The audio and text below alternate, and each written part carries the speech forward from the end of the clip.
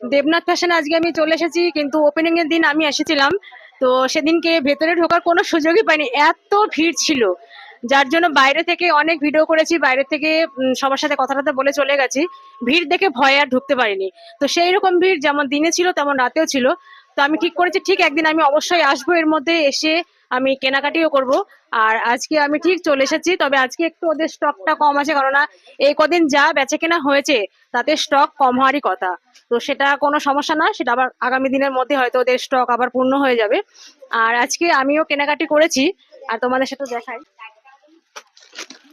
আমি আজকে একটা শাড়ি কিনেছি এবং সেটা আমার মায়ের জন্য। তো আমি 15ই আগস্টের দিন, মানে যেদিন ওদের ওপেনিং হয়েছে, সেদিনকে ঠিক করেছিলাম যে আমি মায়ের জন্য একটা শাড়ি কিনবো। তো সেদিনকে ঢুকতে পারিনি, আজকে সেটা আমি পূর্ণ করে ফেলেছি। আর দেখো, খুব সুন্দর সুন্দর কালেকশন। আমার তো ভীষণ ভালো লাগছে, তোমরা অবশ্যই চলে আসো এখানে। এত সুন্দর কালেকশন তোমাদের দেখলে কিন্তু চোখ জুড়িয়ে যাবে।